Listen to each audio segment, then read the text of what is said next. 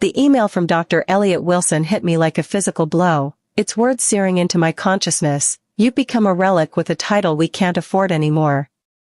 My hands trembled as I stared at the screen, rereading the announcement that had been blasted to over 300 hospital employees. After careful consideration of our financial outlook, I've made the difficult decision to eliminate several administrative positions. This includes the role of Senior Hospital Administrator, currently held by Marissa Shaw. While we appreciate her 18 years of service, Northwood Memorial needs fresh perspectives to navigate today's healthcare challenges. Gina is stuck in the past, resistant to innovation, and preventing us from implementing necessary changes. I leaned back in my chair, the air sucked out of my lungs. Not only had he dismissed me in front of everyone I'd worked with for nearly 2 decades, but he'd misspelled my name, calling me Gina instead of Marissa. It was a small, spiteful error, but it stung like a personal insult, a final twist of the knife. The public humiliation was deliberate, a calculated move to erase my legacy. Dr. Wilson's unprofessionalism didn't surprise me, he'd shown his true colors long before this, but the audacity of it left me reeling. My name is Marissa Shaw. I'm 44 years old, and until that morning, I was the Senior Hospital Administrator at Northwood Memorial Hospital in Portland, Oregon. For 18 years, I had dedicated my life to this place, starting as an entry-level clerk with nothing but determination and a vision. I'd clawed my way up through budget cuts that slashed resources to the bone, staffing crises that left us scrambling, and 3 major leadership transitions that tested my resolve.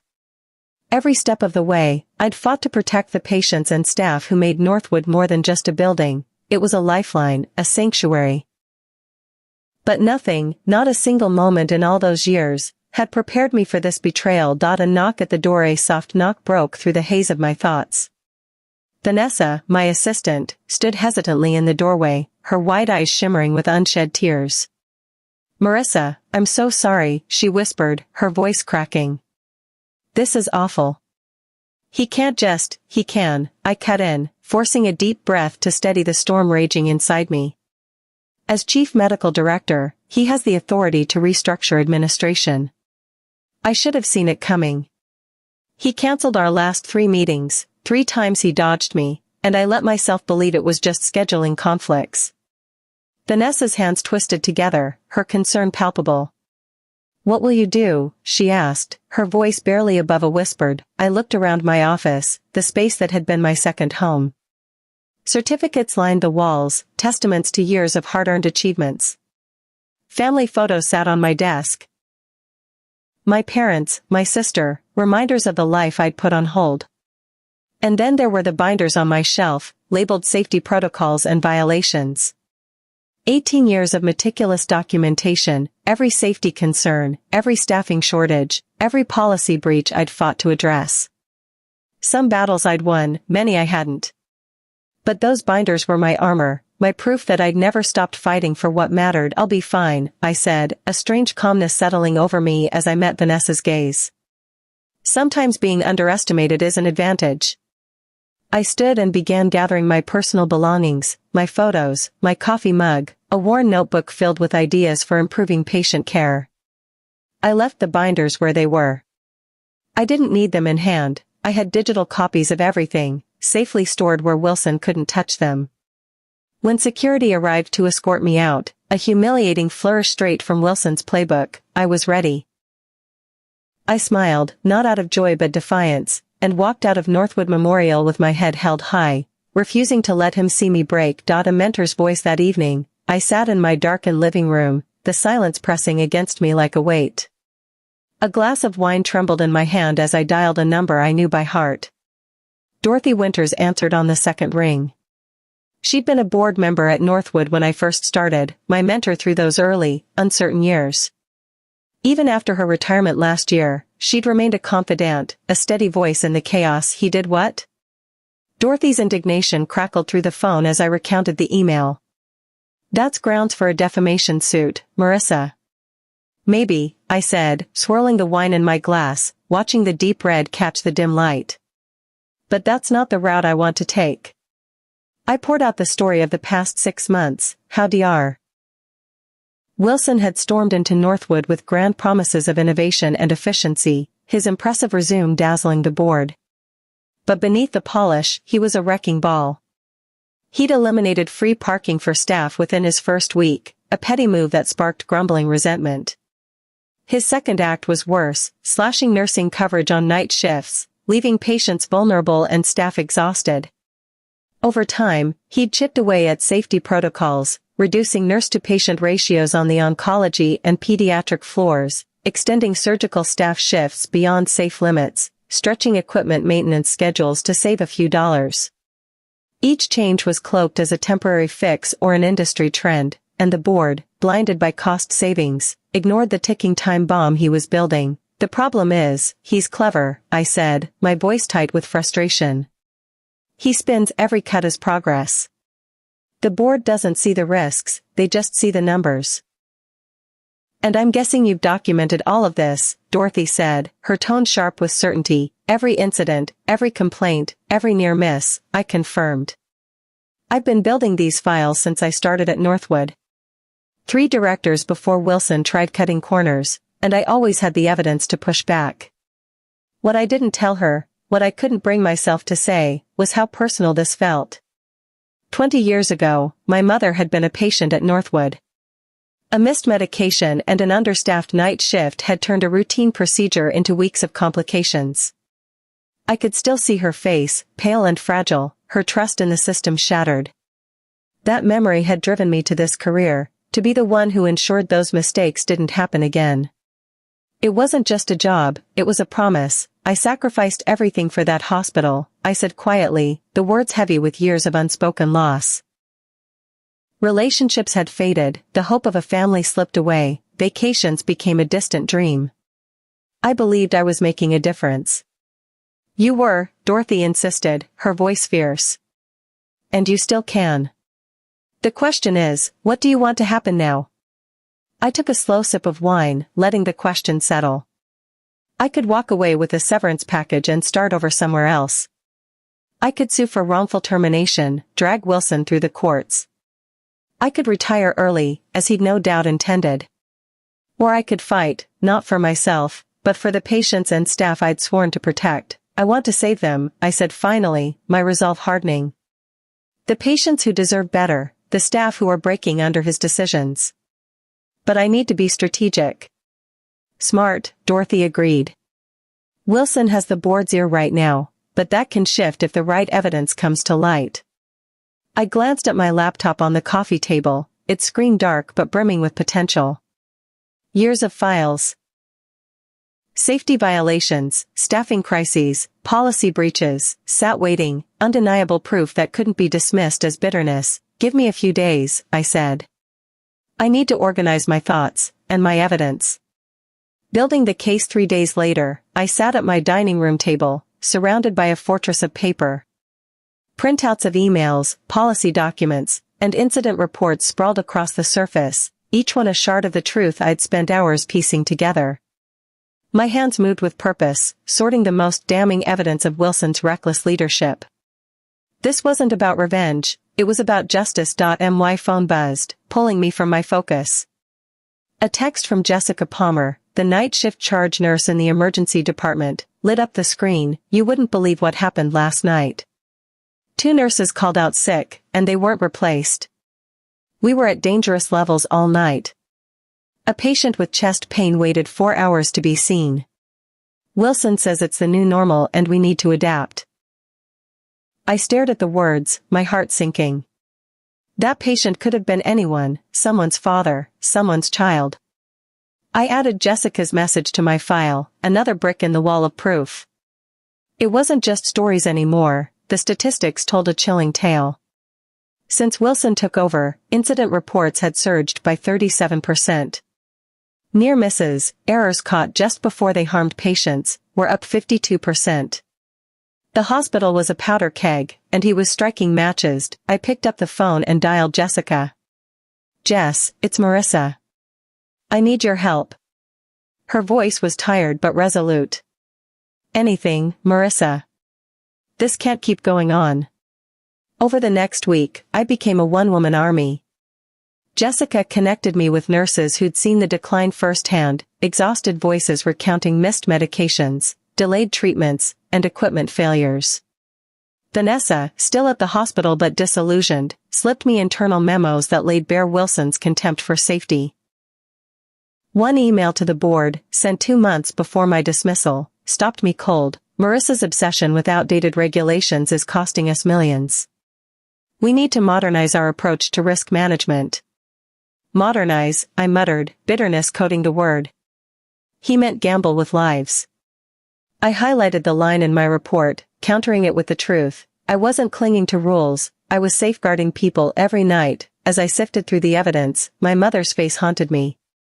I'd made a promise to her, to myself, that no one else would suffer from negligence. That vow fueled me now, pushing me past exhaustion. The fight goes public after 2 weeks. My report was ready, a 50-page indictment of Wilson's tenure, backed by data, testimonies, and his own words. I met Dorothy and 2 former board members, Harold and Claire, at a quiet cafe, far from Northwood's reach. I spread the evidence before them, the spiking incident reports, the staffing shortages, the nurses' pleas. Their faces grew grimmer with every page. This is worse than I imagined, Dorothy said, her voice low. The board needs to see this. Wilson's got them wrapped around his finger, Harold warned. He's their golden boy. Then we go public, I said, my pulse quickening. Northwood's a public hospital. The community deserves to know. Dorothy nodded slowly. A whistleblower campaign. Risky, but it could work. Wilson will hit back hard. I know, I said. But I can't sit by while patients suffer. The next day, I contacted a journalist from the Portland Tribune, a woman known for tackling healthcare scandals. I handed her my report, watching her skepticism melt into shock as she read. This is explosive, she said. If it's true, it's a major story. It's true, I replied. And I've got the proof. The article hit the front page a week later. Former administrator alleges safety violations at Northwood Memorial. It laid out Wilson's cuts, the rise in errors, the staff's fears. The backlash was swift. Patients flooded the hospital with complaints, politicians demanded answers, and the board scrambled into an emergency meeting. Wilson fought back, calling me a vengeful ex-employee, threatening lawsuits. But the evidence held firm, and the public's outrage grew. The board, cornered, ordered an independent audit. Victory and reflection. The audit dragged on for 3 months, each day a test of patience. Wilson stepped down temporarily, his grip slipping.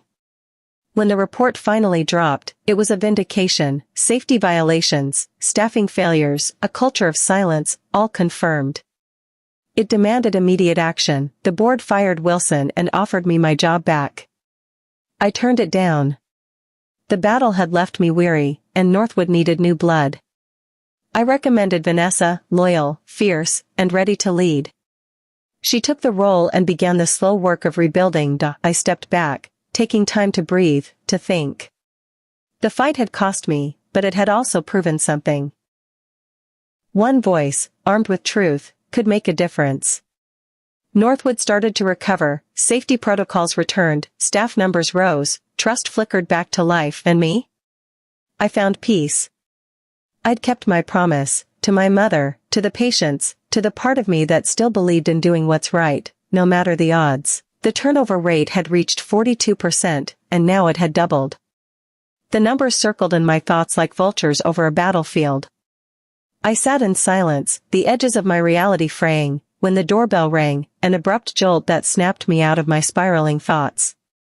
I opened the door to find Vanessa standing there, cradling a takeout bag with the care of someone carrying something far more important than food. I figured you weren't eating properly, she said, pushing past me into the kitchen. Her voice was light, but her eyes searched mine with concern. Also, I have updates. As she unpacked the fragrant containers of Thai food, the kitchen filled with warmth and the familiar spice of lemongrass and basil. But the comfort was fleeting. Wilson announced your replacement, she said, handing me a plate. Thomas Barton. He's from Chicago. No healthcare administration experience, but they're calling him a visionary in healthcare economics. I let out a short, bitter laugh. Translation: he knows how to cut costs, regardless of the consequences. Exactly, Vanessa said, settling across from me. They're implementing a new staffing model next week. Nurses will cover more patients. Support staff hours are being slashed. I stared at her, my appetite gone. Has anyone raised concerns? Catherine did. You know how she is, calm but direct. Wilson told her if she couldn't handle the workload, maybe she should consider other opportunities. Catherine Morris. Northwood's director of nursing for over 15 years. She was respected, tireless, and utterly devoted to patient safety. If even she was being pushed out. What's your plan? Vanessa asked, her tone careful. You've got that look, the one you get when you're plotting something. I hesitated. Vanessa was loyal. But involving her could jeopardize her job. I'm considering my options, I said. The board is convinced Wilson is saving the hospital from financial ruin. The most direct route would be taking evidence of unsafe practices to them. But he's covered his tracks well. What about the healthcare authority? She asked.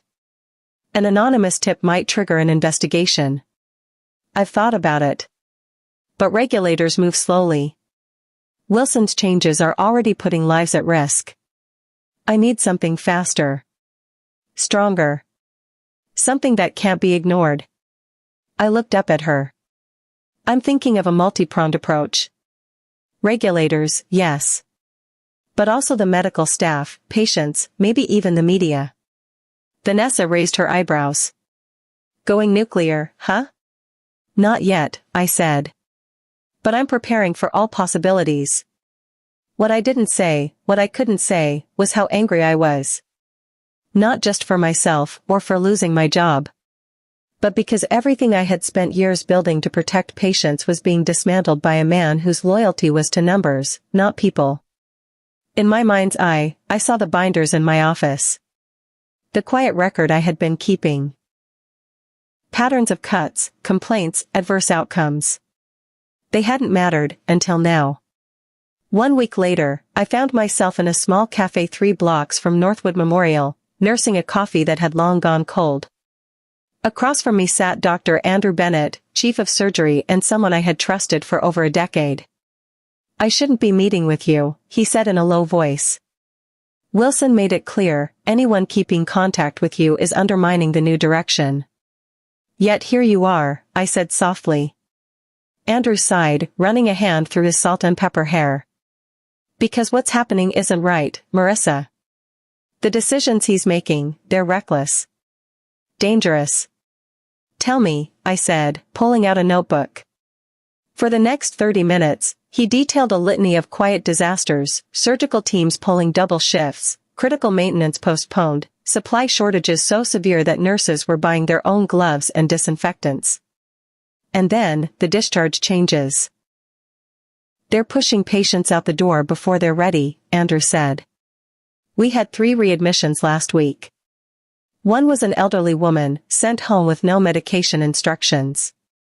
She was back in the ER 12 hours later. Worse than before. Are these being documented? We're trying. But Wilson's new administrators, either they minimize the reports or they go missing. Catherine's keeping her own records, but she's hanging by a thread. I slid a USB drive across the table. This has templates for documenting unsafe conditions, formats that stand up to regulatory audits. Give it to Catherine.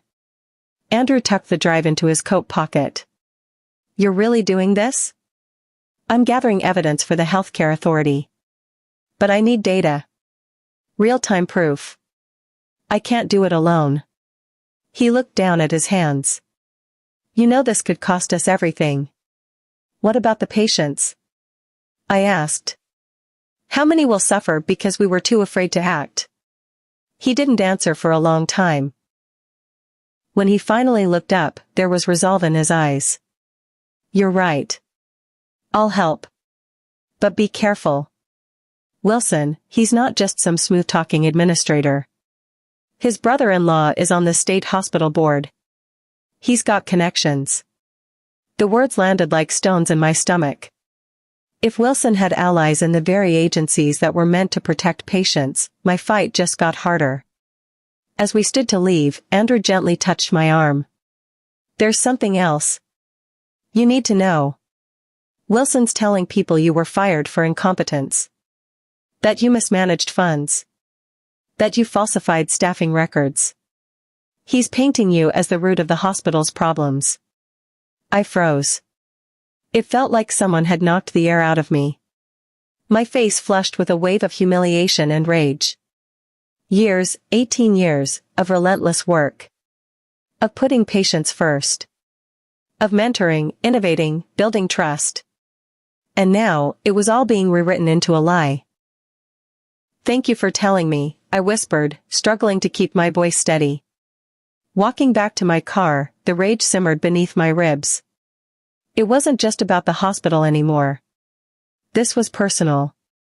He wasn't just dismantling safety standards, he was tearing down my integrity. The gloves needed to come off. As I slid into the driver's seat and stared through the windshield, the answer came to me with the clarity of a bell. It was time to contact someone I had been avoiding. Someone who could amplify what was coming. James Lloyd.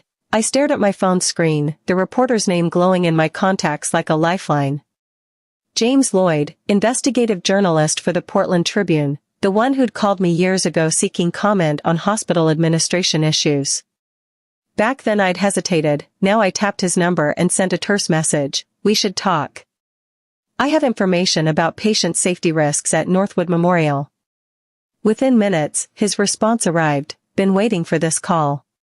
We met the next day in Forest Park, far from the hospital's looming towers. The late morning sunlight filtered through the firs, birds chattering overhead, as though oblivious to our looming storm. James wore wire-rimmed glasses that gleamed when the light hit them, and his intense gaze made me both uneasy and oddly comforted. I've heard rumors, he began, folding a notepad on his lap. Staffing complaints, turnover rates, even whispers of safety incidents.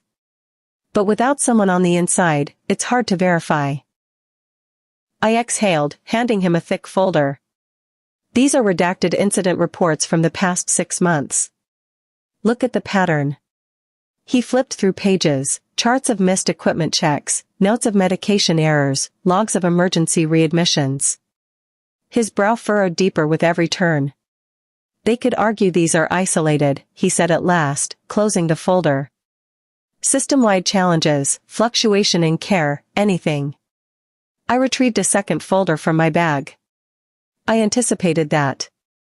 Here's statistical analysis comparing Northwood's safety metrics to peer hospitals over the past 2 years. Inside were graphs and tables showing a sharp decline at Northwood just as Wilson's cost-cutting measures took hold. While other hospitals held steady, our incident rates climbed. James whistled softly. You did your homework. 18 years of it, I corrected, voice tight. Previous administrators listened. Wilson fired me instead. He nodded slowly. Why go public now? Why not the board? I felt the old frustration flare. The board sees only dollars saved. They think I'm bitter, Wilson's painted me as incompetent. I need public pressure to force their hand. James leaned back, considering. Once the community knows, they won't be able to ignore it. Exactly. Relief rippled through me. He packed the folders carefully. I'll verify these with other staff quietly. Then we run. That evening, my phone buzzed. The caller ID read Dorothy Wilson. My heart thudded. I steeled myself and answered. She's making moves, Dorothy said without greeting. Wilson's calling board members individually. He's telling them you plan to sue, for wrongful termination, and that you're fabricating safety concerns to bolster your case. I closed my eyes. That's not true. He's poisoning the well, she interrupted. And he's expediting every cost-cutting policy at once, support staff hours, maintenance cuts, discharge protocols. He's rushing these changes so they'll be irreversible before anyone can stop him. My hands trembled around the phone. What should I do? Stay the course, Dorothy advised quietly. But be prepared for backlash. He never admits mistakes, and he won't back down. After we hung up, I sank into the living room couch, the walls of evidence surrounding me like silent witnesses. My plan had been methodical: gather data, approach regulators, then go public. Now Wilson was accelerating the timeline, and perhaps silencing witnesses before they spoke. I texted James, "How quickly can you run the story?"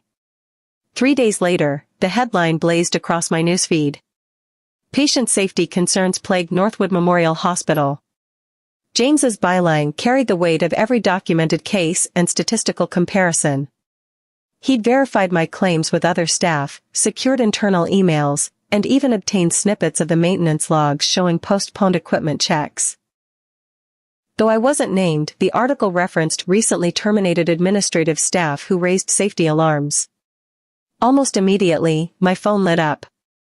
Catherine called first, her voice strained. "It's chaos here." Wilson convened an emergency meeting. He's furious, demanding names of everyone who talked to the press. He's threatening terminations. I pressed the phone to my ear, heart aching. Has he addressed any safety fixes? Not at all, she said, her frustration leaking through. It's all about controlling his narrative, finding traitors. Next was Andrew, measured yet relieved. The medical staff are quietly celebrating. Finally, someone said what we've all been thinking. Then James rang. "Turn on channel 4. Now." My hand shook as I grabbed the remote. On screen, Dr. Wilson stood behind a podium flanked by stiff-collared administrators. His expression was grave, polished, untouchable. "The allegations in this morning's Tribune are categorically false," he declared. His words echoed in my living room. Northwood Memorial maintains the highest standards of patient care. These fabricated concerns stem from a former employee terminated for incompetence, intent on damaging the hospital's reputation. He didn't name me, but his description, bitter, resistant to change, willing to harm the institution, was unmistakably me. My chest tightened. He had retained legal counsel and promised to pursue defamation charges. The screen shifted to an image of the hospital's facade, pristine in the midday light, an unspoken rebuttal to the chaos within. When the broadcast ended, silence pressed against me. My stomach churned. This was more than a battle for patient safety, it was a war for my reputation, my career, my very voice. In that moment, a hot determination replaced the shock. I would not be silenced by threats or spun narratives.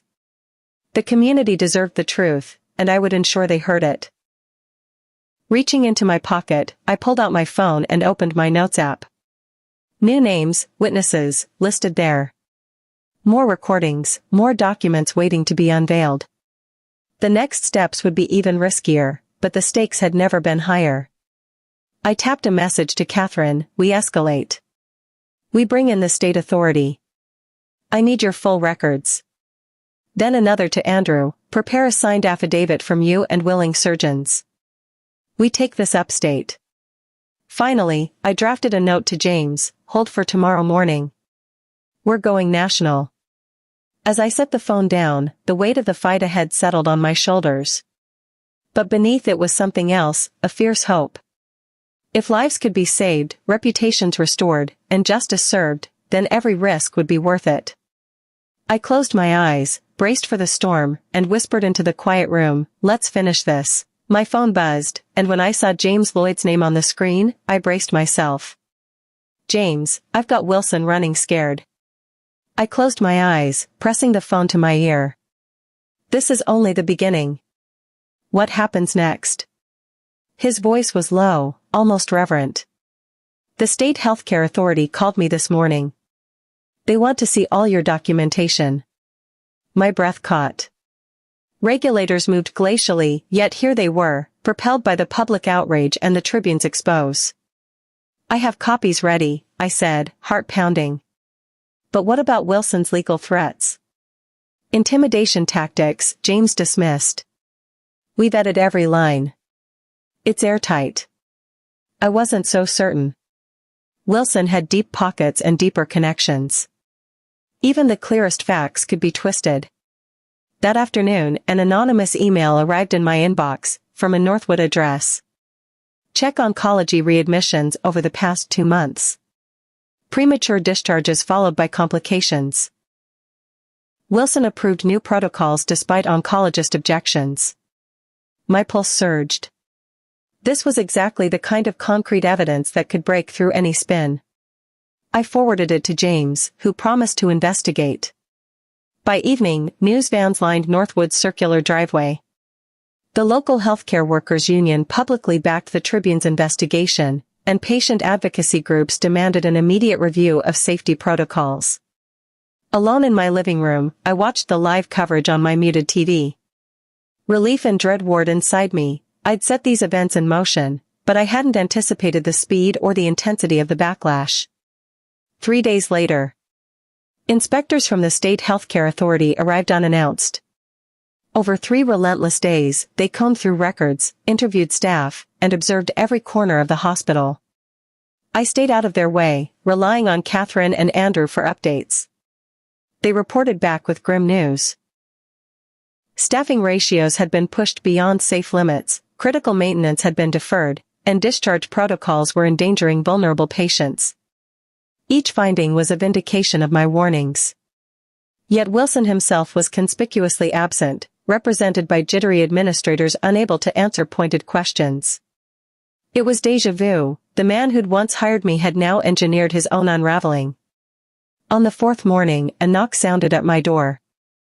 I opened it to find Thomas Crawford, chair of the hospital board, clutching a leather folio and looking uncertain. Mr. Crawford, I said, surprise coloring my voice. May I come in? He asked, glancing down the street as if expecting enemies to materialize. Inside, my evidence wall still held binders and printouts, silent witnesses to the fight I'd waged. Crawford's eyes swept over them before he spoke. The board has received the preliminary findings from the state healthcare authority. Significant safety violations. Possible regulatory fines. He paused, then added in a lower tone, and financial irregularities, consulting fees paid to companies tied to Dr. Wilson's family, questionable equipment purchases from vendors where he holds interests. My stomach flipped. I'd been laser-focused on patient safety. I hadn't suspected the financial angle. Crawford closed his folio. The board has called an emergency session for tomorrow. Dr. Wilson is on administrative leave pending a full review. We would like you to attend. My heart thudded. Reinstatement had never crossed my mind. I assumed my career at Northwood was irreparably over. Are you asking me to return? He nodded. We made a serious error in hiring Dr. Wilson and in letting you go. Your expertise and institutional knowledge are exactly what we need right now. The emergency board meeting. The conference room buzzed with tension. Half the board blamed me for stirring controversy. The other half acknowledged the grave missteps under Wilson's tenure. The empty chair beside the hospital's attorney spoke volumes about who wielded true power. When it was my turn, I rose, voice steady despite my racing heart. I presented. 1. Restoring safe ratios, reinstate nurse-to-patient ratios that had kept care exceptional for years. 2. Maintenance and supply protocols, resume regular checks and transparent ordering processes. 3. Checks and balances, implement an independent compliance committee with staff and patient advocates. These aren't radical ideas, I said. They're standard practices Northwood upheld for decades. Yes, they carry costs. But so do readmissions, complications, and regulatory fines, and most importantly, patient lives. The debate stretched for hours. Opponents argued that cost-cutting was essential, supporters cited the sober findings of the authority. At last, the vote was called. Dr. Wilson's employment, terminated effective immediately. My reinstatement, as senior hospital administrator, with expanded oversight of safety compliance. Independent audit, to review all policy changes from the past 6 months, reversing any that compromise patient care.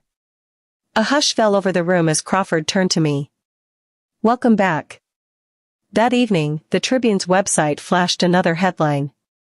Healthcare Authority confirms safety violations at Northwood, Director reinstated, Wilson ousted. The article wove together safety concerns and the newly uncovered financial irregularities. James's byline was there again, this time heralding not just an exposé, but a watershed moment for an entire community. I sat back in my chair, exhaustion and relief mingling in my chest. The storm had not yet passed, there would be audits to oversee, lawsuits to fend off, and the work of rebuilding trust to undertake. But for the first time in weeks, I felt the tide turning. Patients would be safer. Staff would be heard. And Northwood Memorial would have the chance to heal, just as I would. I closed my eyes and whispered into the quiet of my office, we did it. My professional reputation had been vindicated, but the path ahead was far from simple. Along with relief came the heavy awareness of the relationships that had been strained, the trust that had frayed, and the silence that had settled over too many hallways during those dark months. Rebuilding would take time. Healing even longer. Catherine met me in the hallway that first morning back. Her smile was cautious, but real. Welcome back, she said simply. There's a lot of work to do, I replied. Yes, she nodded. But this time, we'll do it right. That promise became our anchor. Together, we set to work. The hospital, once shrouded in fear and confusion, slowly began to find its rhythm again. One by one, the decisions that had threatened patient care were reversed. We reinstated appropriate nurse-to-patient ratios, resumed regular maintenance of critical equipment, and re-established support staff hours. Departments that had once operated under strain found breathing room again. Perhaps most important of all, we created a transparent, protected system for reporting safety concerns, one that bypassed the usual bureaucratic filters and reached directly to senior leadership. Every voice mattered. Every concern was documented, reviewed, and responded to. The final report from the Healthcare Authority landed like a thunderclap, 27 significant safety violations identified under Wilson's leadership. The fines were steep, just over $2 million, but the greater cost had always been human. Patients discharged too early. Surgeries postponed due to faulty equipment. Staff stretched to the breaking point. We couldn't undo the harm, but we could build forward from it. Wilson, now disgraced and under investigation for financial impropriety, left Portland quietly. Rumors circulated that he'd taken a position with a private healthcare consultancy in another state. It was a troubling development, but one beyond my reach. I had work to do here, real work, meaningful work. And I had a team willing to do it with me. What surprised me most in the months that followed was not how quickly the hospital recovered, but how much stronger it became. The adversity had stripped away complacency. We had looked failure in the eye, named it, and turned it into fuel for transformation. Every Friday morning, I began holding open forums, sessions where any staff member could speak freely. Some shared ideas for improvement. Others recounted moments when they had been afraid to speak. Slowly, the fear ebbed. In its place came ownership. 1 year to the day after what I had once considered my early retirement, I stood in the hospital lobby alongside Catherine, Andrew, and dozens of others who had helped carry Northwood through its darkest hours. The occasion was the launch of our new patient safety initiative, a sweeping, hospital-wide commitment to accountability and transparency. A glass wall in the lobby now displayed updated metrics for all to see. Infection rates, readmission rates, patient satisfaction scores. Not to shame, but to remind us that the numbers were more than statistics. They were lives. I looked out over the assembled staff, seasoned nurses, fresh recruits, janitors, surgeons, transport aides. Many had risked their jobs, their reputations, even friendships, to do what was right. My voice caught as I spoke. This place doesn't stand because of any one administrator, I said. It stands because good people refused to let it fall.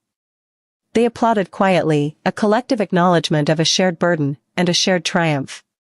Later, I found a quiet corner and took a breath. The wall of evidence I had once assembled in desperation now lived only in sealed archives. Its purpose had been served. Reform, not revenge, had been the outcome. And perhaps that was the truest form of justice. Northwood had become more than a hospital again. It had become a place of healing, inside and out.